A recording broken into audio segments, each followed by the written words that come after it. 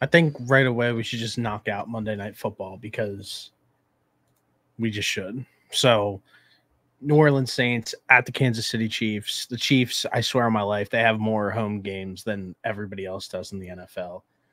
They The play line 13 home games a year. The line is 5.5, and the total is 43.5. I don't know. The Saints. I bet the Saints in the Discord. If you guys want to ever join the Discord and hang out, post your bets. That's below in the description. In the Discord, I just put money on the Saints money line at plus 205 because I don't know why not. It seems like they're due to win, and the Chiefs are due to lose. They're undefeated right now. I think this might be my prediction for this game that I'm sprinkling out there is like this is going to be the first game where like the Chiefs offense truly looks like shit. Yeah, they have literally everybody's hurt. Mahomes has been playing really bad football, and yet somehow they've been figuring out ways to win games. Their defense has been keeping them in it. And if somehow the Saints offense can venture back to even half of what they were in those first 2 weeks, then I think they have a legitimate shot. I don't know if I would straight up take the Chiefs to win, but I think this is a situation they could cover in.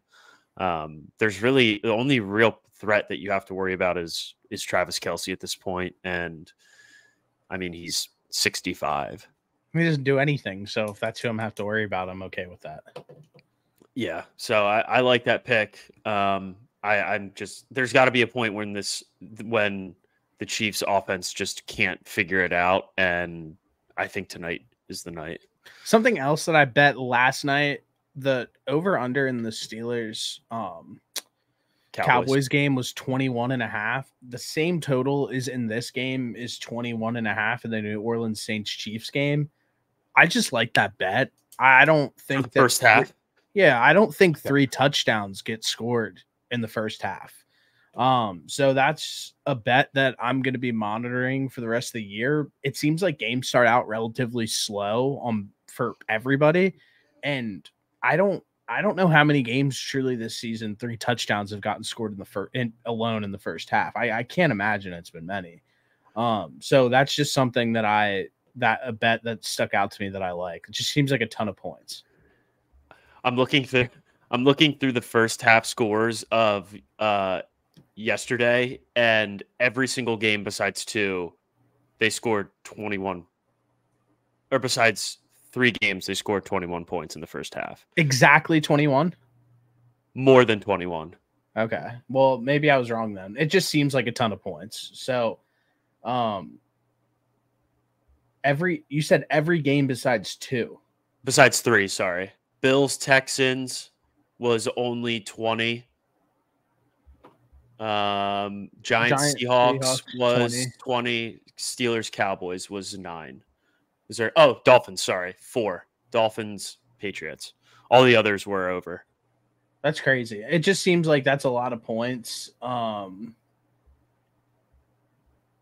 Maybe second half overs. Although this isn't a great week for an under. I feel like a lot of games went over this week. Yeah, there was more scoring than normal. A lot of offenses figured it out. I don't know. Listen, I could be completely wrong, but something to monitor though. It's worth monitoring. 23 scoring 3 touchdowns in the first half when it seems like I don't know. Maybe it's just the good teams that I watch because it's always like the Texans like always are kicking field goals like stuff like that the Texans Buffalo Texans went under 21 points in the first half. So that's 5 games. Yeah, you're right. I missed out. So I think that's something just to like look at. Like people are taking way more field goals than touchdowns at this point, and I feel like scoring 3 touchdowns is a lot in this day and age. So that's just another bet that I like for tonight. Other than that, like I don't know. I mean, this game is probably gonna just be weird. Yeah, I feel like the Monday night games are always kind of funky. So I've just been getting absolutely bodied on betting. So, I mean, don't listen to anything that I had a big day yesterday. Suggesting. So Well, that's great. I'm glad one of us did. Well, I had Cardinals money line. We'll talk about that. I had Packers -3. I had, and then to wrap up the evening, I had first half under Cowboys Steelers, and those three cash, and I put a decent amount of money on those. So felt good. But move on. Do you have anything else that you want to mention about this Chiefs game? Like I said, I just think that I want to just predict that this is going to be the game that where like everybody's just going to be like, the Chiefs really need to trade for a wide receiver. Like they don't look good. Patrick Mahomes has no help. Like I'm starting to think that like that's the narrative that we're going to get out of this. Yeah, I mean, if we go out there and see the Chiefs put up like 17 points for this entire game, then I think that we probably do see more of the Chiefs need to bring in somebody else. I think we see that conversation start to ramp up a lot more. I'm also looking back here, and it looks like out of all the Monday night games that we've had so far, like I guess the week one wasn't as exciting as some of the others, but there was at least like, oh, all right, week one, like Rodgers heading back to San Fran, but like this is the worst Monday night game on paper that we've gotten. Yeah, for sure. All right. Well, we didn't talk about the Thursday night game, did we? Like no. So Thursday night football game, final score 36-30. Falcons pulled off in overtime. It was absolutely electric.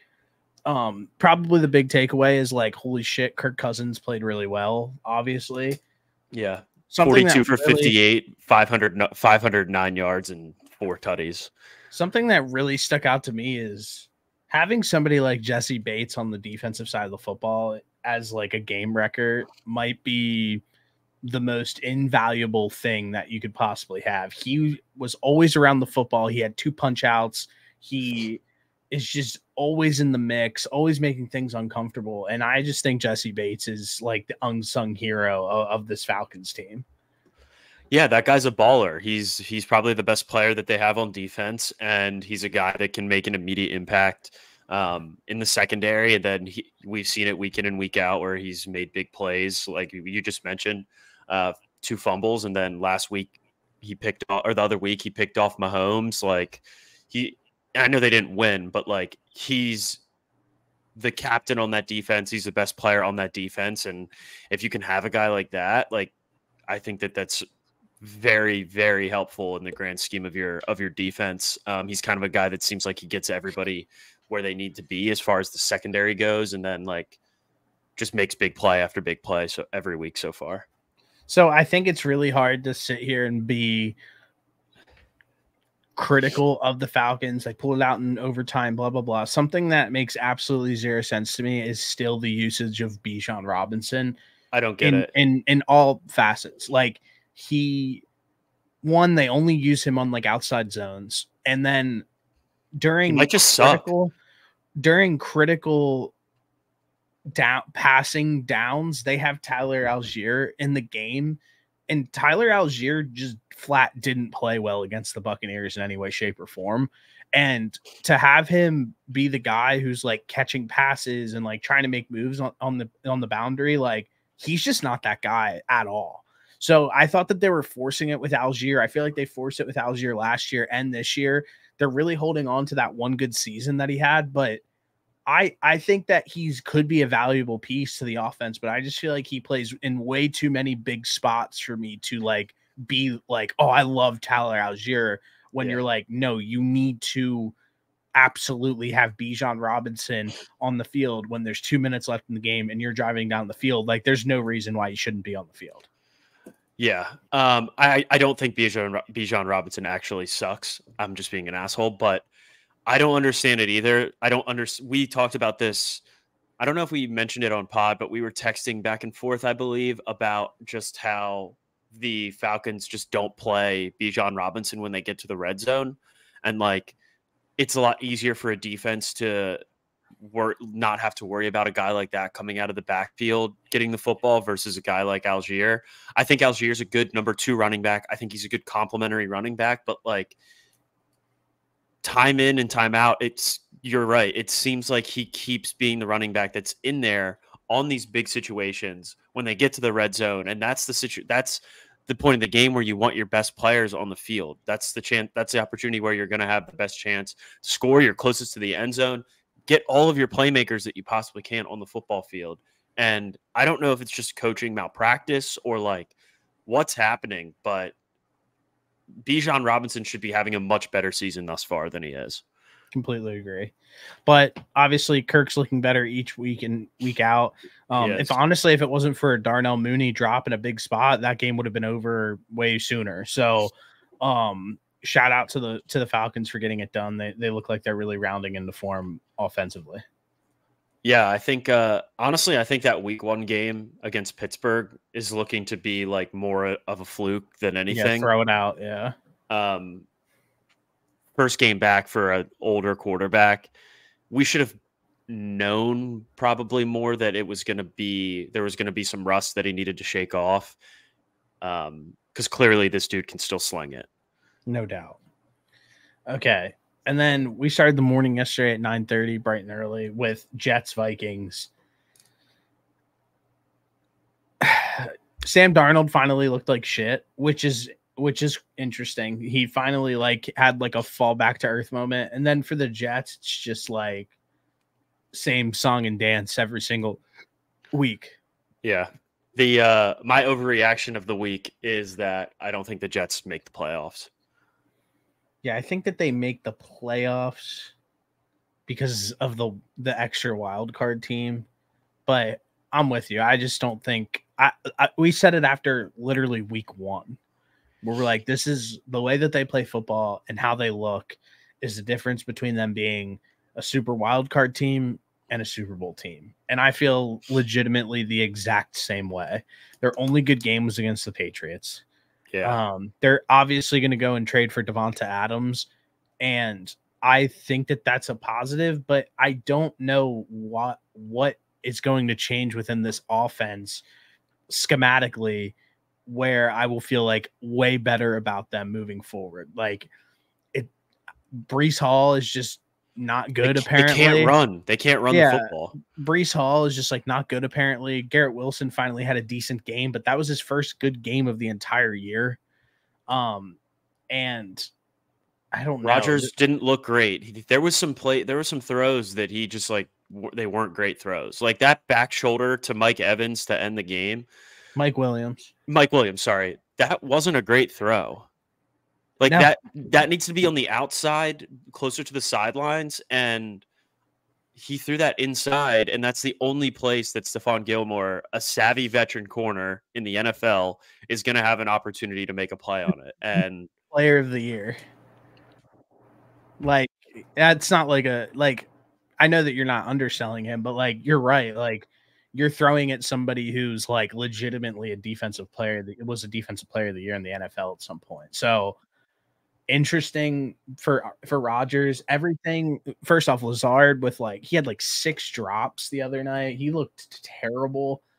I just don't. Again, each week that goes by, I feel worse about this team in general. Yeah. It's just bad. It's starting to just get to the bad vibes point where Quincy Williams came up after the game and was like, I'm tired of hearing the same thing every week and people need to be held accountable. If that's really how people are feeling within the locker room, that's probably not the best place to be. Yeah. I have the stats pulled up here, and the Jets are dead last in rushing in the NFL with 80 yards per game. Yeah, I don't know why they can't run the football. It seems like they have Breece Hall. I thought he was going to be. It's just weird that their weapons were more explosive when they didn't have a good team than when they do have a good It's crazy. Team. I'd be pissed. Yeah, I'd be so pissed if I was a Jets fan and I was like, it feels like everything else has regressed, even though we've got technically a better quarterback. It's bad. Do you have anything else that you want to talk about the Jets Vikings? The Vikings are good. Yeah, they're a good football team. I saw something teams that have I listened to something that were teams that started the season 5-0 with how they're playing on defense and offense. The two teams that did it before were like the '07 Patriots and then like some team in like the '70s that made the Super Bowl. So like, Yeah. if you really like the Vikings and think that they're really good, like place them to get a Super Bowl to make the Super Bowl, because their team is in rare air as of right now. Could this be now? I think they are good. Could this be that Steelers team that we saw go like what 11-0 to start the season, or I don't even think it's close to the Eagles team. I think that was 11-0 last year. They're much better than that, but that Steelers team, I don't think so. I just think the Steelers are always fluky. Like, do you know what I mean? Like the Steelers haven't won a playoff game since 2016, and they have like the same infrastructure back then than they do now. And if you don't like the Steelers, like you kind of see right through it, is the way I think about it. Like, I just think that the Vikings are playing really good football. I think losing Aaron Jones changes a lot for them, because he's actually like a game changer for them and he's really good. So I would like to see what like Ty Chandler and them do, but like I think losing him could definitely impact the offense a little bit. Yeah, I mean it helps. Obviously, they still have Jordan Addison and Justin Jefferson, and then I think next week actually is when Hawkinson comes back. So obviously losing Aaron Jones sucks, but you're getting back another weapon on offense in his place. So that's good, and it seems like they'll be able to still move the football with this. I think this offensive line's pretty good, and I would trust them moving forward. It's just a matter of obviously Aaron Jones is better than Ty Chandler. So no, I completely agree with you. I just think it's hard to like. I mean, we're seeing the exact thing with the Niners right now. Like they have a good running backup in Jordan Mason, but those rushes that go for 20 yards, if you have McCaffrey in or if you have Aaron Jones in, they could be touchdowns. It's just weird because the Vikings, they beat the Giants. Everybody knows that the Giants aren't that good. They beat San Fran without all their weapons, and San Fran put up 17 points. They smacked Houston. Good win. They almost blew one to Green Bay. Another good win. And then they beat the New York Jets. So, like, there are some quality wins on this schedule. I think, like, they play Detroit next. You get LA when they're going to get Cooper Kupp back. I don't know where Puka will be at that point. Yeah. I don't know. I just want to see them play. Like I said, I'm just weary of this team still, even though like I know that they're pulling out big games and doing their thing. I just still would like to see it done probably like the first month of the season's over. I think that's just one of those teams I'm going to have to wait and see, because it's just, you just don't know.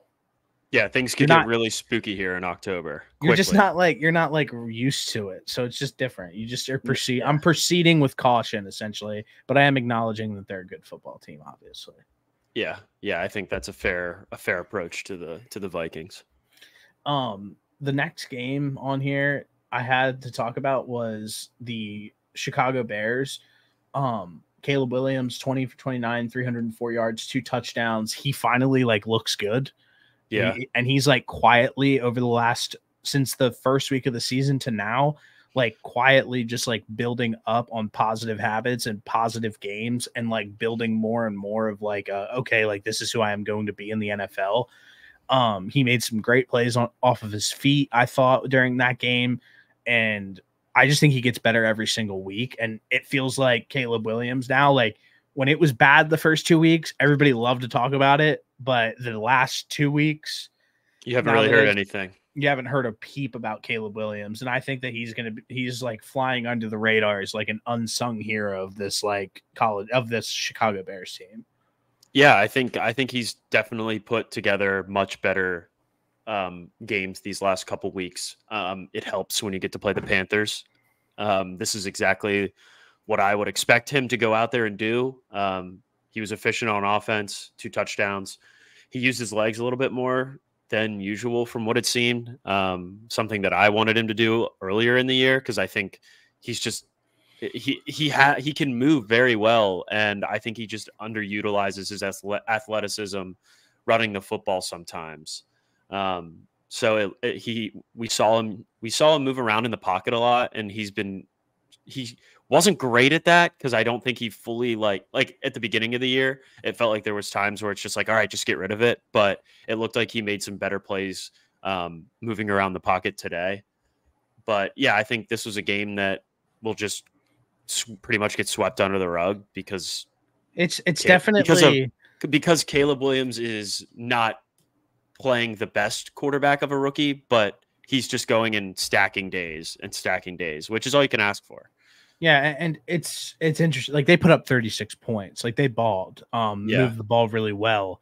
This isn't like everybody who's saying Justin Fields is like playing at a top 10 level who can't put up 20 points on a week-to-week basis. Like, so he's going out there and like actually like putting up stats, like you said, against the Panthers. But like if they beat the Panthers like 20-10, it would be like people would still feel good about that performance. But like being able to go out and put 36 points up shows that that offense is starting to click. And like I said, like people are talking, like I haven't heard enough about Justin Fields from people, and he's just sucks. So I don't understand why everybody's so quiet about Caleb Williams. Yeah, I couldn't tell you. Maybe I don't, and it's not like the Steelers are undefeated anymore. They've lost back-to-back games. They're at 3-2 as well as the Bears. So I don't know. I guess just people don't want to talk about it. I think it probably goes back to what I said about how they're really only focused on one rookie quarterback at a time. Fair. Next, Jacksonville Jaguars finally get a win. They wanted to lose so bad. They put up 37 points. They played well.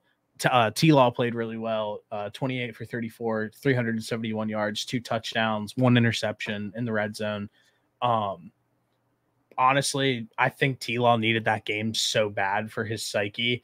And somebody who I could potentially be completely wrong about is Brian Thomas Jr. He keeps making plays. He's a dog. He had 5 receptions for 122 yards and a touchdown, broke a long score. And then quietly, Travis Etienne lost his job during this game.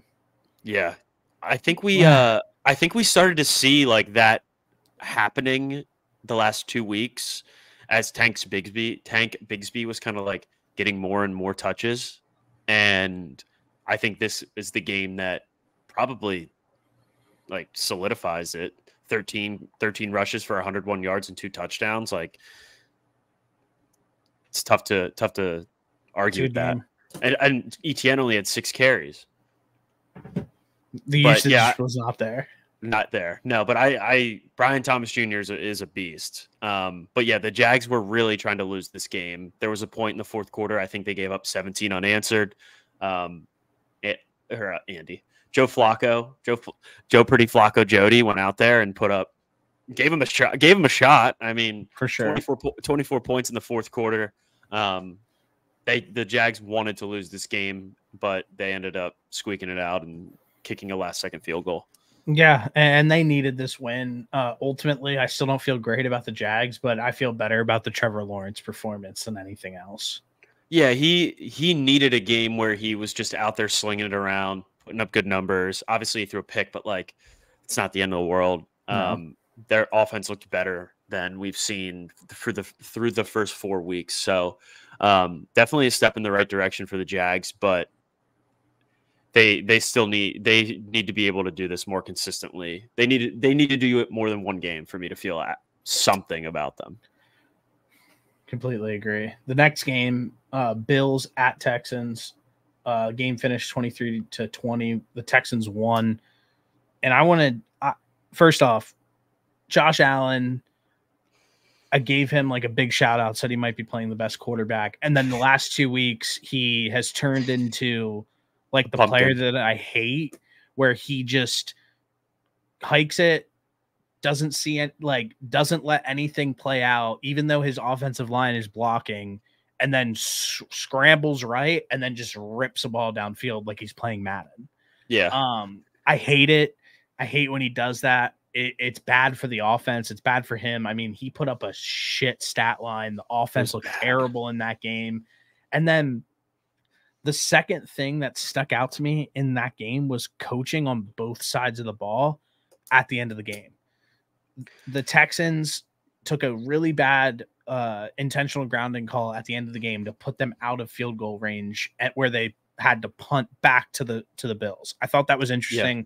Don't understand why they were throwing in that situation. They should have been trying to run the football and put themselves in a bad situation where they could have potentially lost the game.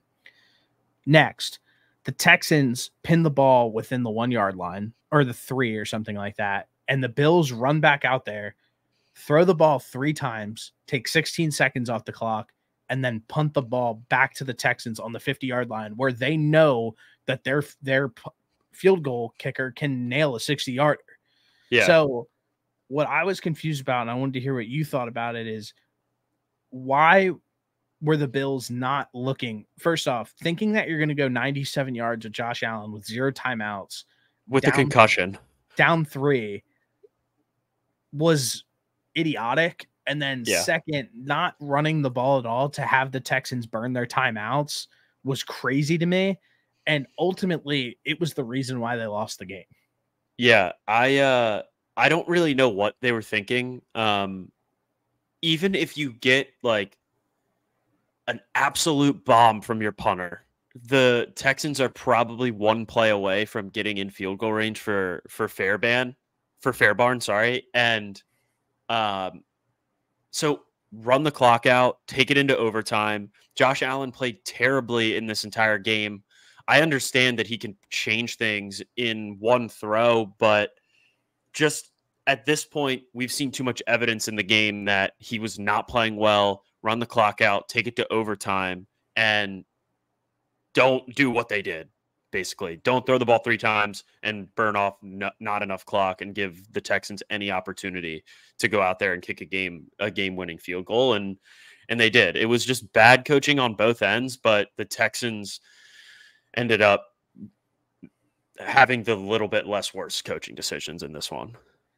Also, my concussion comment was I kept seeing that video of Josh Allen getting tackled, and he drilled his head off the turf, and then just like didn't come out. So I don't know what's up with that, because those spotters that are up in the booth will spot somebody if they take like 4 seconds to get up and tell them to get off the field. And then they normally end up sitting out, but apparently that's not how it works if you're Josh Allen. So really bad look for them, pretty much all around. But I think this was a really good win for the Texans. At the end of the day, beating a Bills team. I think the Bills are still a really good football team. What's the verdict with Nico Collins? He's just week to week with a hamstring. Okay. So I wanted to run something by you and get your reaction to this. I think CJ Stroud's stat line on a week-to-week basis might be the most misleading stat line in all of sports. He went 28 for 38, 331 yards, a touchdown, and an interception. They didn't score a touchdown in the second half. They didn't score a touchdown for 3 quarters, actually. Time at the end of the game, CJ had a bad fumble, had a bad pick, almost tried to really get the game away, had a bad, like I said, a bad intentional grounding penalty, which could have potentially lost them the game. But again, like, he got bailed out by his kicker. Yeah. And if you look at the stat sheet though, like, you're like, oh, CJ Stroud like absolutely balled. Am I hating by saying that? Or do you think that I am onto something? Or like, what do you think when you hear that? Because I watched the game on Sunday. I watched every single play, and obviously Nico Collins made a big play at the beginning of the game. Outside of that, I don't think CJ Stroud did anything that amazing. I think that you can still, I don't think you have to go out there and look amazing week to week. Like, I'm not saying that. I know. I was going to say, even though it looks like he had a great game on paper, I don't think you need to go out there. I don't think he needs to be, especially against the Bills. I think the Bills are still a really good football team, even though they've lost back-to-back weeks. But like, I think this is a Bills team that we're going to see down the line here in the playoffs, potentially playing for an AFC championship in the championship. Like, you just got to figure out ways to win. And sometimes it's not pretty. And that was one of these games. Yeah, but I'm looking at their schedule for the entire year, and I'm just thinking that like the offense that was hyped up to be what they were going to be coming into the season is not that. They put up 29 points week 1 against Indy, great showing. They put up 19, got saved by their kicker. They put up 7 against Minnesota. They put up 24 against the Jacksonville Jaguars, got saved by their kicker. And then if you watch Buffalo game, they put up 23, big game for their kicker again.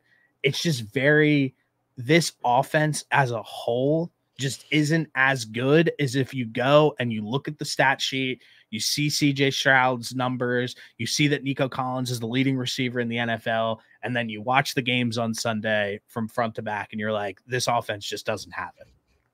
Well, remember what we said at the beginning of this year, that them bringing in Diggs is going to cause, would cause somebody or some type of maybe different issue that comes when you have too many people to get the football to. And we did say when we were doing the Texans preview that they're playing a much tougher schedule now as opposed to last year. But they're still figuring out ways to win football games. I mean, I think that's probably the most important thing.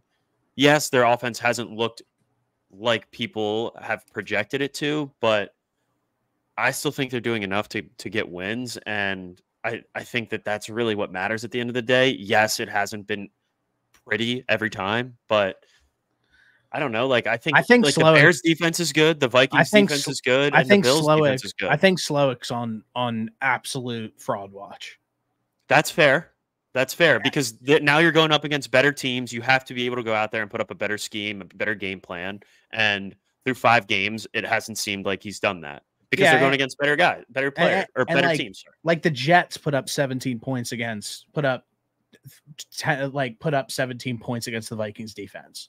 Like, we look at the Jets offense and we think the Jets offense sucks. They still went out and put up 17 points. They put 1 touchdown up against them and couldn't move the football at all. So I get that they're going up against defenses that are good, but like with the amount of talent on this team, the glorification of who CJ Stroud is as a player, I would think through 5 weeks we would see a lot more out of this group.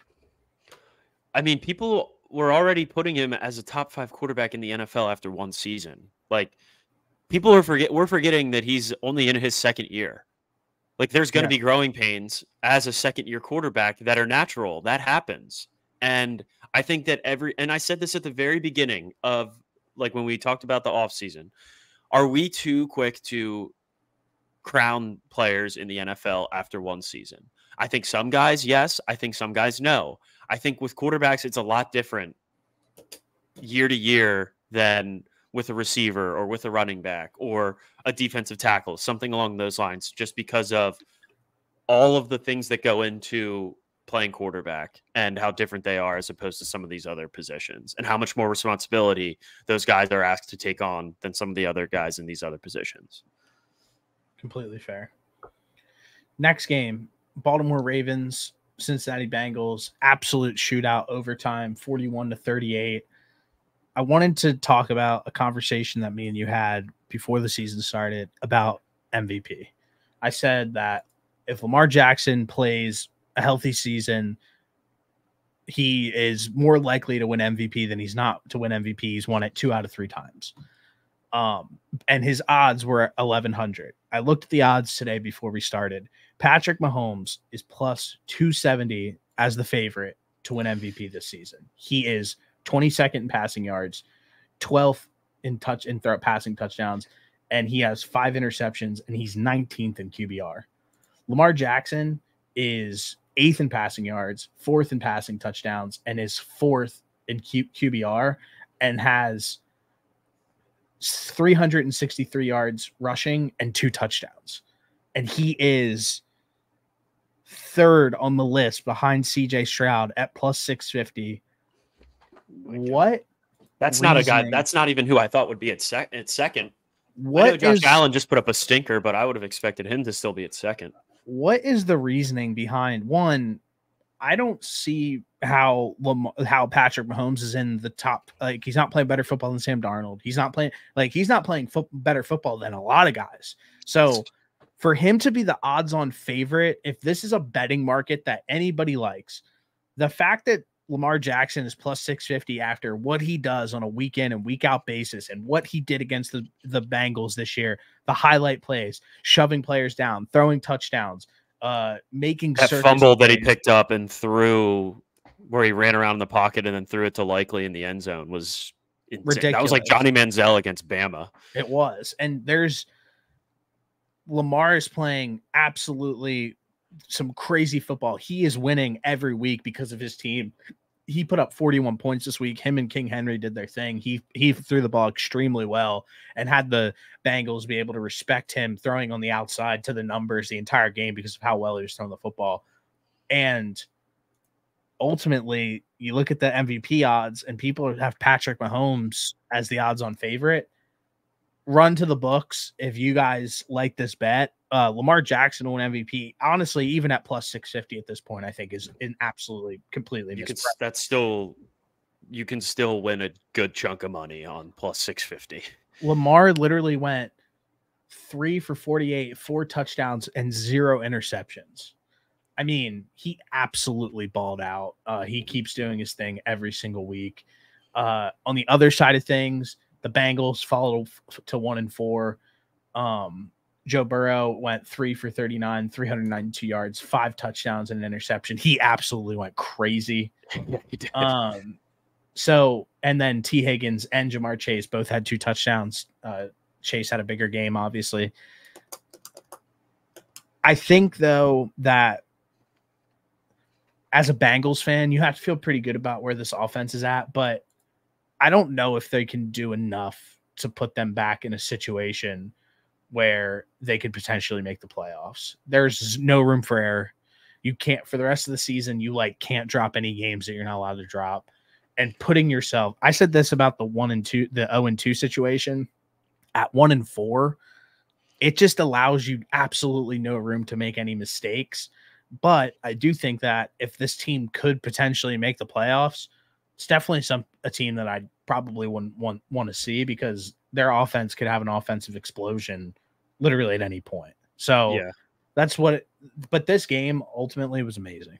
Yeah, this game was awesome. But going back to the Lamar MVP betting situation, I don't know why people are obviously we still have plenty of time left in the NFL, but what have people seen through Patrick? Besides, they're 4-0. I get it, but he hasn't done anything that's made me think that he's been the most valuable player on this team. Week in and week out, their defense should be ranked as a higher MVP favorite than Mahomes at this point. I agree. Lamar Jackson has, even in those 2 losses, Lamar Jackson has still had 2 very good games, and we've seen them win now 3 in a row, and Lamar Jackson has been majority of the reason why. It's crazy. It's just it's Mahomes is America's sweetheart. I don't understand it, but Lamar Jackson's playing the best football in the NFL right now. Yeah, something that I brought to attention of a Mahomes truther, my friend Bo, was he was just he brought up that the idea that Mahomes is gonna bomb it downfield or something like that, and I was Mahomes is literally dead last in average depth of target in the entire NFL, and he was no, he's not. And I literally had a friend of ours pull literal data because I don't have access to it of the ADOT, and Patrick Mahomes is dead last. So it's just I think that everybody is in love with the idea of Patrick Mahomes more than what actually happens on a Sunday. Have anybody watched the Chiefs over the last 2 seasons? They're not a fun football team to watch. Their offense isn't good. Patrick Mahomes literally throws at or behind the line of scrimmage on 75% of his throws, and they don't have any good weapons on offense, and their defense legitimately comes out in the second half and wraps around offenses like a snake and squeezes the air out of them. So Yeah. if anything, like I feel really great about this Chiefs defense. I think it's always going to keep them in this. But like I said, I think tonight's going to be one of those nights where everybody's like, what the hell happened to the Chiefs? Yeah, the Xavier Worthy touchdown last week, I'm pretty sure, was like the longest air throw Mahomes has had for a touchdown since Tyreek Hill. Yeah. So, and that's not even something that's going to be super reliable for the rest of the season, is expecting there to be 70-yard touchdowns to Xavier Worthy. So it's just not, it's crazy. I mean, yeah, sure, they can do that, but like that's not something, like I said, that's going to happen week in and week out. So it is more that it's more so just like the idea of Patrick Mahomes, I think, than anything. But on the flip side, the Bengals, their offense finally got going. I mean, if this is what their offense looks like moving forward, then they have a good chance of winning football games, obviously. But like you said, there's just zero room for error. This defense was not good.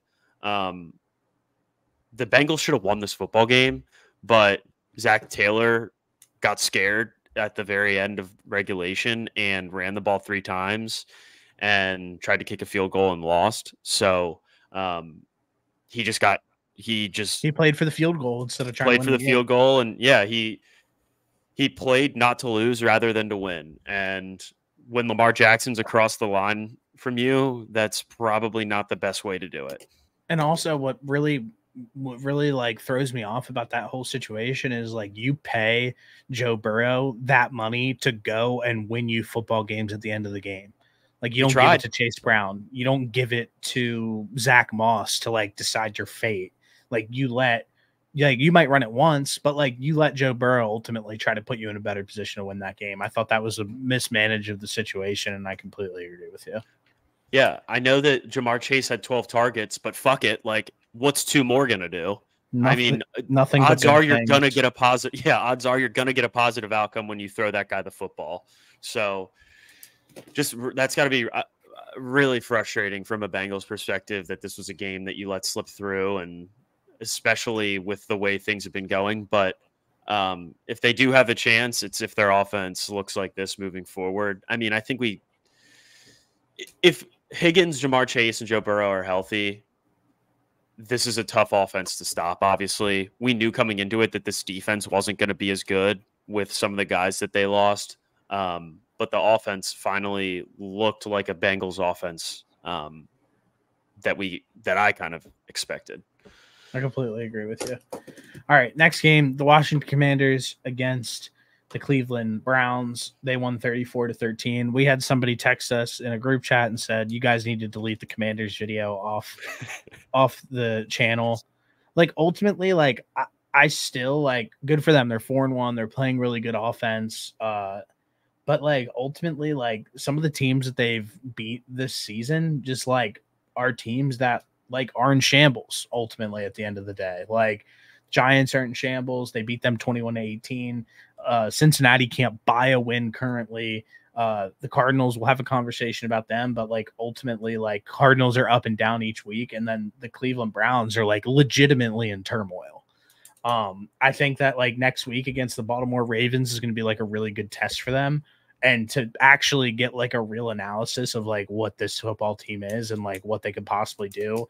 You're going up against a team who is a Super Bowl favorite in the AFC, and going against Lamar Jackson. So I want to see them play against some of these marquee teams. And I also want to see them play interdivision. I want to see them play against the Cowboys. I want to see them play against the Eagles before I sit here and say anything about them, because ultimately, what if the Eagles and the Cowboys decide to really rough up on them? Like that's also a possibility. Yeah. Yeah. I mean, I'm right there with you. I haven't been like, yes, Jaden Daniels has done some really good stuff through these first 5 weeks. But I just can't fully get there with him yet. I mean, these teams that they beat, like you said, you rattled them off already, but I will say, I thought this Browns defense was going to be better than they have been this season. This Browns defense has been very disappointing. The At Browns least they are. At least last year, they were able to kind of fall back on their defense and rely on them to get stops, but it's just not the same defense as last year. They just look. Everybody on this Browns team just looks so unmotivated to go out there and play that it's kind of sad for Browns fans. They finally thought that they had like something going in the right direction, and then everything's just like falling apart right in front of their very eyes. Yeah, they're bad, really bad. They're still not making a quarterback change. It is what it is. The Deshaun Watson situation is what it is. I don't really care to talk about it until it's probably over. Like, it's like everybody knows it's bad. Like, me and you aren't going to say anything that's going to reinvent the wheel. No, I mean their answer is sitting on the bench and Jameis Winston, but yeah. Next game, the Raiders. Broncos smoked them 34-18. I don't have much to say about them, but good for the Broncos to finally get a win under their belt. The Raiders suck. Big shock. I already said this before. So I said it in the offseason. They can't figure out their quarterback situation. They keep bumping back and forth. Tay's going to get traded. The biggest clip of the weekend is Max Crosby saying, Bo, like, speak up. They don't know. Like, yeah, like, that'd be cool if, like, they didn't put up 34 points on them. Yeah. So ultimately, like, throw that clip out. Like, love Max Crosby, think he's a dog, but like this Raiders team, their defense, everything about them just stinks. Yeah, they're bad. I would say though that Brock Bowers has looked good thus far. That's definitely a bright spot for the Raiders. But other than that, it's not really been a whole lot. Going back and forth between Gardner Minshew and Aiden O'Connell for the rest of the season is just going to be absolute hell. On the Broncos side of things, Patrick Surtain's really good, man. So good. Yeah, he's amazing. He's awesome. 100-yard pick six. He had 2 picks, I think. Maybe one pick. He's still amazing. Yeah. He's the best corner in the NFL. And this Broncos defense flies around. Yeah, Vance Joseph. Cardinals old DC. He's dog. He's got those guys moving over there. And Riley Moss with an interception. Yeah. White corner, shout out. I will say that I took the under in this game at 35.5, and the Broncos scored 34 points. So yeah, bad bet.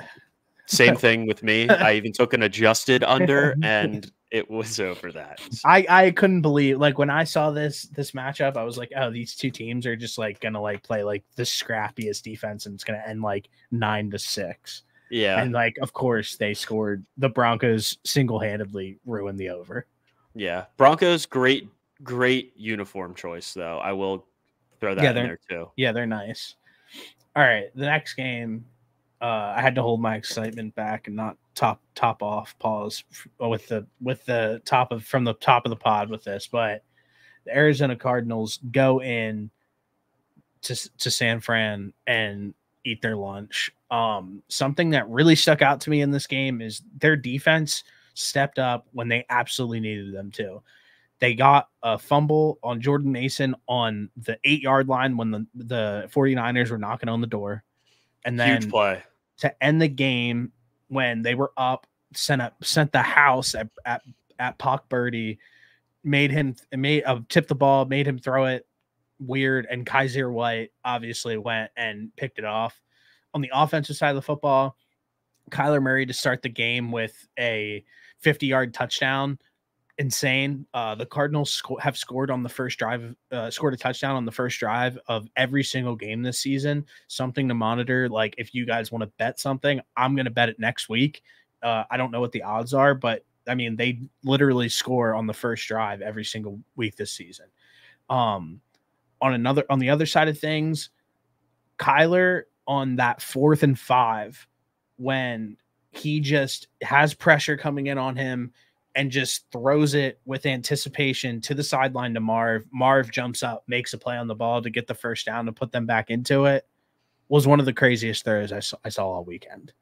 That's something that the Cardinals have been missing without a guy like Marv and without a guy like Kyler. Is they both have that big play ability where, hey, fuck it, Marv's down there somewhere, and they have a guy now that can go up there and actually make that play. And Marv didn't have the greatest game statistically, but he was quiet. But that's a great sign. They can win a game like this without having to throw the ball to him 15 times. Yeah, and in a big moment, he stepped up and made the catch, which over the last few weeks, he struggled with like a few drops. To make a catch and not big of a situation, you have to feel good about that. And what a quality win for the Cardinals, a big bounce back win, 2-1 in the division. And it depends on what happens. I think it really depends on coaching decisions for them week in and week out.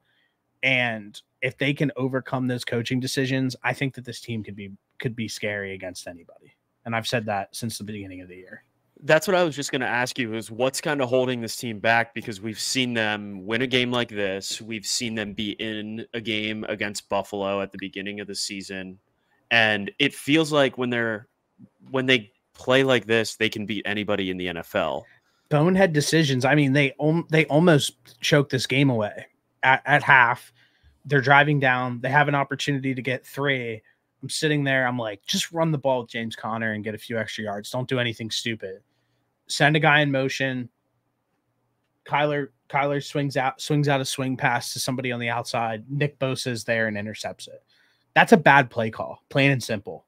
Kyler just like that was the check. Like, you just throw it there. That was the play. I just don't like that call in that situation where you're going into half. There's not much time left. Get points on the board. Put yourself in a better situation. It's well documented what I said against the Commanders, where like that score wasn't as bad as like the game played out. Like, the Cardinals need to be okay at times with like taking 3 and like putting themselves in the game. Their defense has been playing well above what they were supposed to be this season. And I said that they were going to before the season started, and they have been the reason why they've been in a lot of these games, because they're scrappy and make plays. So I just think that like bonehead play calling in big spots where you should be fine with taking 3 points is what they need to be okay with, and stop trying to like always make the big play is what I think is holding them back. Where were they at on the field when Kyler threw that interception that you just on the 40-yard line? Okay. Can some of that be on Kyler? Hey, you see Nick Bosa out there, just throw it at his feet. Take the incomplete pass, and you're still in field goal range. I think it's just one of those situations where he's not the highest played non-quarterback in the league anymore, but he's second. Nick Bosa is really good, and I don't think anybody in the league makes that play on the ball other than like, because I didn't see it, TJ Watt and like those guys who are like complete game wreckers and like special. And it just so happens that like he blew the play up.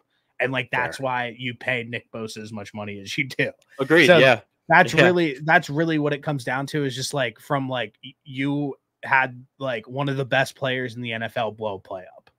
Right. And it happens. That's a guy that's known to do that. Okay. Yeah, that's fair. Cause I didn't see that play.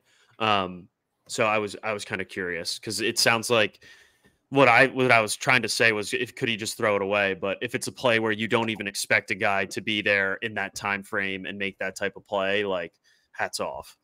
Yeah, it's just I didn't love the play call at the time. Like I said, I just would have preferred running it with James Conner, or do just anything else other than what they did. So I do love what the Cardinals are doing, though. I still think that their offense has room to grow. As crazy as, even though that they are putting up good offensive games, I still think that there's room for them to get better, which is always a good sign. You don't want to be playing your best football in the beginning of the year. And I mean, Kyler's rushing touchdown to start the game, he started celebrating 45 yards out. He literally broke the seam, and nobody was touching him. Like he's that reminded you, like, people forget, like, oh shit, Kyler's like actually elite. So he's so I think fast. I think Kyler did some really big things this past weekend. I think like I said, the defense being able to hold the Niners in big moments, like no second half points. Yeah, to a turnover, no second half points. I mean, they did it against the Lions and they did it against the 49ers. That means something. Those are two teams that everyone in the NFL love. They love. You never hear the end of those two offenses. And the Cardinals, who everybody is pretty much chalks them to have like a bottom tier defense, held both of those teams to 0 second half points. That means something. So Yeah, I really if like you can. I really like where the Cardinals are at. I'm not going to sit here and say that they're a playoff team yet. I think that they're knocking on the door. I think that there's some things that can swing their way where this team could potentially make the playoffs this year. Yeah, I was just going to say, if you can keep those two offenses to 0 second half points, even if you have had bad moments in the season, like that just goes to show that there is something there and there is capable, really good there is capable potential defense, really good defense in there somewhere. You might not get it every game, you might not get it every quarter, but like if you can have it be timely, you can win football games with that, especially with how good the Cardinals offense can be. For sure. Sorry, excited. That's a big win. I mean, it is that huge win. They did something that the Eagles haven't been able to do in 3 years. So like, shout out to the Cardinals. You couldn't just let me enjoy the bye. My bad. Next game. For some reason, I think Dayball and the Giants have the Seahawks number. I have no evidence to back it up. I think that they beat them last year. I'm not sure. I think they did too. But it just feels like whenever these two teams play, like, of course, the Seahawks are 7-point favorites and the Giants don't have Malik Neighbors, and they go on the road across to the West Coast and beat the Seahawks outright. And one question that I have for you is why I thought you weren't allowed to jump over the center, and Isaiah Simmons jumped over the center and blocked the kick. So what's the rule? Yeah, I thought you couldn't jump over the center either, but maybe they considered it. He jumped over like the guard right next to him, or if it's like maybe if you touch him when you jump over him, or if you just don't touch him at all when you jump over him, like then you're good. Whatever happened was crazy though. Yeah, that was insane. Because that would have been the game-winning field goal. Real quick, I think for them to go out there and do. I think you're looking something up. I was about to. One thing that I want to say is I said before the season started that Daniel Jones wasn't as bad as everybody makes him out to be. And he's actually playing decent football. The red zone offense isn't good, but like Daniel Jones isn't terrible by any metric at all. Like he's better than like what people lead him off to be. I don't think he's great, but like, remember when I was like, I don't think the Giants are going to be the worst team in the division. I think it's going to be the Commanders. Obviously, I was wrong about that. But like wins like this is what I was envisioning with the Giants when I was talking about them to start the season. It was like they are going to sneak out some random games where they're going to beat a good team. Seahawks were like a buzzsaw the last 5 weeks of the season, and then they drop one. They drop 2 straight, but they drop one to the Giants where nobody's really that high on them. So the Giants are always going to be one of those teams where, like I said, I really like their defensive line. I think it's elite. I think their defense is decent. And then I think that they can just do enough on offense where, I mean, you watched it happen today. Like they won the game. Yeah, I mean, I think the most impressive part of this was they held Kenneth Walker to less than 20 rushing yards, and crazy. They won a football game without Malik Neighbors. I mean, that guy's been getting that 75% of their offense the last 3 weeks has been through Malik Neighbors. Crazy. And him not playing. I mean, you saw Darius Slayton go out there and have a great game, 8 catches, 122 yards. I thought Wan'Dale Robinson played okay as well. He had 9 targets, only 6 catches for 36 and a touchdown, but like they made enough. They did enough. Their defense was pretty stout the entire game. They got a huge play to seal the deal on that blocked kickoff or blocked field goal. But yeah, I don't think Daniel Jones has been playing that bad this season. I mean, that's a good stat line, and you beat a really good Seahawks team. Like I legitimately thought the Seahawks were going to come in there and pound the Giants. No diddy. Oh, okay. Interesting. Okay. Next game, the Green Bay Packers. Were you about to say something? So did Isaiah Simmons clear him with a running start or no? I don't know. No, okay, he just jumped over him. So the rule is players are not allowed to run forward and leap across the line of scrimmage to block a field goal or try a kick unless they were already stationary on the line of scrimmage when the ball is snapped. So we knew Isaiah Simmons was a freak. And for him to be able to clear center like that, and crazy. Why'd no, you he say was that? he had a really good combine. Like his combine numbers were good. Okay. And and for him to be able to jump over the center like that on a straight broad jump and then block that field goal is nuts. Don't Next game, Green Bay Packers, Los Angeles Rams. Dude, honestly, the only thing that I can say about this game is like Xavier McKinney's a problem. But if the Rams are fully healthy, they'd be so gross. Correct. It's not even like a conversation. Like if they had Puka, Cup, and their offensive line was still somewhat intact, I mean, this team's giving team fits with like the defense that I don't like and an offense that is like sticks and gum. Tutu Atwell is wide receiver too. And it's just crazy. And it sucks because when the Rams are clicking on all cylinders, they're a fun team to watch and definitely a sneaky team when they get fully healthy in the back half of the season that I don't think anybody's going to want to see. I think this Rams team is going to be the team that once they get Puka and once they get Cooper Kupp back and they get some of these offensive linemen back, they're going to be in a spot it's going to be like week 17. They need like Seattle to lose a game. They need the Niners to lose a game and the Rams have to win. And it's going to be like 425 slate, Seattle lost, Niners lost, and Matt Stafford needs to will this team to a victory to make the playoffs. It feels like that's the type of team that this Rams team is. Definitely. But yeah, it is frustrating. I think even if they had like one of those guys in Puka or Cooper Kupp, that they probably win this game because they ran the ball well. And it's not like Stafford had like a terrible game, but like it's really hard when you go up against a good team in Green Bay, especially when you don't have your top two wide receivers. Completely agree with you. Do you have anything else on that game? I didn't get to watch this game a ton. How did Jordan Love look? He looks like he's getting ready to come back from a knee injury. Okay. Yeah, that's kind of what it seems like looking at the stat line. I did see the Tucker Kraft touchdown, the 67-yard one, 66-yard one.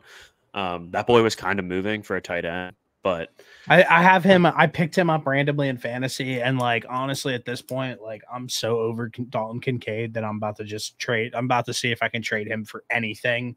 Yeah, and start Tucker Kraft for the rest of the year because Kincaid and the Bills, like it's just tight ends a crapshoot this year, and like Tucker Kraft has more touchdowns than like probably 80% of the tight ends. So like I'm gonna start him moving forward.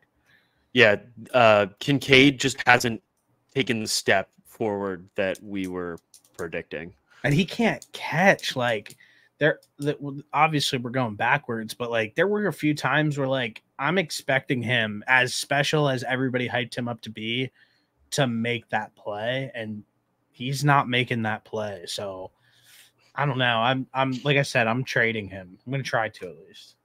Yeah, he needs to take some serious steps forward. It's also just such a that offense in Buffalo is like anybody. They're all the same level of talent on that offense, so it's like nobody is like the go-to guy yet. Yeah, no, definitely. Okay, last game, rain delay. This was for the true people who put in the 9:30 to 2 a.m. shift. Was the Dallas Cowboys at the Pittsburgh Steelers. And my takeaway from this game is if the Steelers had a better offensive line, a better quarterback, some better running backs, and like some upgrades at wide receivers, they'd be in a really good spot. If they had a completely better offense, they'd be in a great spot if they had all of that. I mean, ultimately, I'm absolutely tired of everybody each week in and week out when we watch the Pittsburgh Steelers play football and they're talking about Justin Fields and then being like, well, he has a really good QBR and he takes care of the football. Well, he went 15 for 27, 131 yards and two touchdowns. The one that he threw was a little fluky. It was just like a dump off pass. Justin Fields has done nothing to make me feel good about this Pittsburgh Steelers offense. And I think that like They dropped 2 straight, like you were saying earlier, and I think that it could start getting grim for the Pittsburgh Steelers over the next couple weeks. They put up 18 points against Atlanta. They put up 13 points against Denver. They put up 20 against the Chargers. They put up 24 against Indy, and then they put up 20 against the Dallas Cowboys. 17, sorry. This isn't a good football team. And when you we've said this multiple times, you ask for your defense to have the weight of the world put on their shoulders, it's just not going to turn out too well. So I think that they're in an awful position. I said it when the season started. They have an awful skill group. Their skill group is one of the worst in the entire NFL. You hear everything about how good George Pickens is.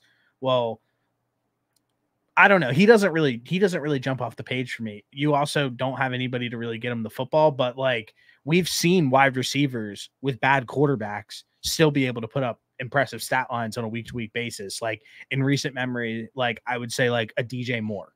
Like DJ Moore with Justin Fields, like was pretty good in fantasy and put up pretty impressive stat lines. So I'm completely out on this Pittsburgh Steelers team. I thought we were going to have to wait a few more weeks for them to show their true colors. But with a team without your 2 best pass rushers, Micah and Dexter Lawrence, or I forget his name, Lawrence and Micah, missing people on the defensive side of the football, if there was any time for the Pittsburgh Steelers to look good, maybe even run the football more effectively, would have been against the Cowboys last night. Yeah, DeMarcus Lawrence was the guy you think about. But yeah, I was just about to say, if I woke up this morning a Steelers fan, I would be very furious about this game. The Cowboys haven't been playing good football recently. They're depleted on their defensive line. This was a perfect opportunity for you, like you said, to go out there, run the football, dominate the offensive line. Perfect situation to put up more than 20 points in a football game and feel really good about beating a Dallas, even though they haven't been playing great, beat a Dallas Cowboys team who we think will probably be down there at the end of the season as a playoff team. The defense is great. 3 turnovers, and they blocked a kick. If you win the turnover battle 3-0 and block a kick, there's absolutely zero reason for you to lose a football game. 100%. It's inexcusable. It's piss poor, and if I were a Steelers fan, I would be furious at this performance because this offense is not good. Justin Fields is not good, and their defense, time in and time out, is bailing them out. And for once, you actually had to see this offense go out there and put together a decent product, and you couldn't. They were gifted 3 more opportunities with the football and still put up only 17 points against the Dallas defense that was weaker than we'll probably see them the rest of the season. Yeah, I'm right with you. I think this is my prediction for the Steelers for the rest of the season. I think Russ is going to come back next week, and they're going to start him because they dropped 2 straight, and Justin Fields hasn't really done anything. I think when Russ gets in there, I think the offense will look worse. But I hope so. What's going to be crazy is then they're going to be in absolute turmoil and have to switch back to Justin Fields, and Justin Fields isn't good either. So I think that, like I said, when we came into the season, their quarterback room is no better than when they just had Mason Rudolph in there. It's not. So I just think that like having to switch back and forth and doing what they're going to have to do, because when Russ plays, he's going to play. And like, I think it's completely up in the air what we're going to get out of him from a performance perspective. So I think that we're going to completely watch this Steelers team unravel, and I can't wait. The Steelers are the most fool's gold team in the NFL. You look at them going into this game, 3-1. Yeah, Justin Fields didn't look great last week, but it's okay. They're playing at home. And then they get out there and their defense, again, is the only thing that shows up week in and week out. And we sound like a broken record, honestly, talk about the Steelers. It's their defense is going to be phenomenal and their offense is going to suck until further notice. And you can't expect it to get better with the 2 quarterbacks that you have in that quarterback room because of how we saw them play at the end of last season. these guys were two of the worst in the NFL, and I'm not sure really what they thought the plan was when they brought in two bad quarterbacks. Because if you have two bad quarterbacks, you really have zero. Well, what we heard going into the season is like how great they're going to be at rushing the football. And they're not. O-line sucks. They're not good at running the football. Arthur Smith is the same guy who everybody hated last year. So I just, like I said, I don't see it at all. They're 23rd in total yards. They're 27th in passing yards. They're 15th in rushing yards. They're 26th in points. They're 16th on third down. This is a bottom tier offense, which we knew about going into the season completely. Yeah, I think as October progresses, we're going to really start to see who some of these teams are. And I think the Steelers are going to be one of those teams that are just going to fall off. I'm auto fading them. I thought last night was the biggest, like, they're going to win. That's why I took the first half under in the game. So I was like, I don't really know what the side's going to be, but I do kind of think the Steelers will win the game. After watching what happened last night, it told me everything I need to know. The Steelers are just an auto fade until everybody catches up to see how bad they actually are. Who do they have coming up? Raiders, Jets, Giants are the next three. If they lose to the Raiders, it's going to get grim in Pittsburgh. If they lose to the Raiders, well, yeah, that'll be really, really bad. Then they go then they have two like late night games, 8:20, 8:15 against the Jets and Giants. Yeah, that kind of sucks. Real quick, and then we can end it off. We put up the Penn State video. Noah's a big Penn State fan. I like UMass. UMass is maybe the worst. They're going to get put down to AA and be probably one of the worst AA teams in college football. They should be D2 at this point. Stop saying I'm a Michigan fan. I never said anything. Stop using the excuse that Michigan cheated. It's the lamest excuse I've ever heard in my entire life. They shit stomped literally everybody. They did. Lastly, everybody who said I was an idiot for auto fading Penn State when they have a long spread this year and brought up last year, big shock. Penn State fans love to just bring up everything in the past. And guess what people are saying to you? And guess what happened? And guess what happened this week? Penn State didn't cover the first half spread at 16.5, and they didn't cover the full game spread at 28.5. So get off my fucking dick. So, oh my God, yeah. Like, it's like, I hate when people pop into the comments and say all this shit. Like, I wasn't talking to a massive Penn State football fan. So I thought that we had I think some people also threw in some comments, like, you guys gave a fair analysis of everything, like blah, blah, blah. Said people thought that your comparison to Christian Hackenberg was like dead on. So definitely, I think people thought kind of the same way that we did. But again, Penn State is ranked 4th, and I hate it. If you watch them on a week-to-week basis, like, it's crazy. They're ranked 4th. Like, I don't care. Like, it is what it is. Like, that's really what it comes down to. Like, I don't think that that's hating. I don't think it's anything. If you just watch Penn State week in and week out, them being ranked 4th overall is low-key wild. Yeah, I hate being ranked 4th. I'm not going to lie. It's wild seeing them ahead of Alabama and Georgia in the rankings. I can't even remember the last time that's been a thing. Maybe not even in maybe one other time when they with like Daryl Clark, if I had to guess, and then maybe one other time when I think they were ranked 3rd or 4th going into Iowa like a long time ago, and they lost on a last-second field goal to Iowa. That's probably like one of the last times that Penn State was ranked higher than both of those teams.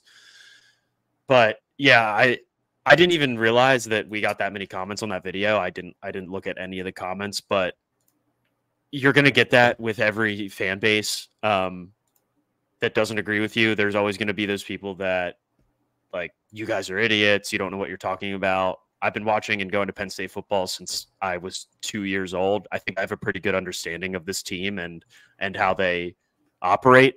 Nobody's hiring us to do anything for Penn State football by any means or any type of football. Like, we just watch the games, and if you watch the games, you'll clearly know that Penn State's offense just isn't beating these teams how people expect them to beat them. And it's perfectly fair to fade them in that scenario. If Penn State wins a national championship, I will shove a beefy 5-layer burrito in my ass. Like they're just not like this year. No, ever. As long as James Franklin is tenured at Penn State, they will never get over the hump. I don't care what anyone says. They can bring in I heard nothing but like all off season. Adam and his cronies at State Media did nothing but talk about how high flying the offense was going to be, bringing in the guy from Kansas as their OC. Their offense is not high flying and high scoring at all. It's better than it was last year, and I think that's because Drew Aller got better, and I think that's because they brought in a better OC. But there's not a single part of me that would consider this offense high flying. High flying offense is like what Tennessee. I know Tennessee just lost, but that's what Tennessee was doing, putting up like 40 and 50 points a game against these teams. Yeah, it looks like as of right now that like they just don't have it. I don't care what anyone says. It is what it is. I stand by what I say. Under the James Franklin era, I just don't think that they are going to. I just don't think that they're ever going to win the big one. I don't think they're going to win a national championship. And that's ultimately, if you are a Penn State fan, if you love college football, how close Penn State is to being that premier like college football team. Like they're literally like there's like a list of like what 4 or 5. Like Penn State is like right like at that list of like creeping up into it of being like one of the most premier college football programs in all the country. So stop using the sanctions as an excuse. Stop using this. Stop using this. Like Penn State had definitely got out of the sanctions era way sooner and way quicker than anybody would ever thought. But they did that in like 2 to 3 years. Like once they got their scholarships back, like Penn State was cruising and it was like they didn't miss a beat. So stop using that shit as an excuse. It's lame as hell. Yeah, it sucked at the time, obviously. Bill O'Brien did as probably good of a job as anybody could have done. And I think that James Franklin has done a pretty good job recruiting and getting Penn State back to like the not necessarily like the upper echelon, but like the echelon of college football. I think the upper echelon is the Ohio States, Bama's, Georgia's, etc. But Penn State's right there. Like if it's tier 1, Penn State's probably at tier 1A. Literally, they're knocking at the door. So I'm kind of browsing through these right now. It's kind of the Michigan one. I mean, them claiming you to be a Michigan fan is kind of funny. Get over it. Get over it. Like if like it would be so different if like these games that Michigan won like during their like cheating era, they were like winning like by the skin of their teeth, and it was because they had like an edge on like a play call or something. Like they were beating teams by like 97 points. Like it wasn't even close. So bro, they stomped Ohio State like the past 3 years. Yeah, like I'm just so tired. Like if that is really your cop out of like why like Penn State can't win a natty, like you're delusional and like get over it. But that's all I have. I'm about to watch Monday Night Football. Protect the nest. Go Cards. That's right. I've got I also want to shout out the New York Yankees. We got playoff baseball 1-0 so far. They got the Royals again tonight. So I can't wait to watch the Phillies lose. Dude, I last night sucked because they came back and won, but when they lost on Saturday, I was at the bar and everybody was just so sad. It was great. The most wishy-washy fan base ever. They're so I can't wait to watch them lose. All right, let's see if this outro plays. White clouds blowing out when we max 4-5, not the size, but it kick up, high line.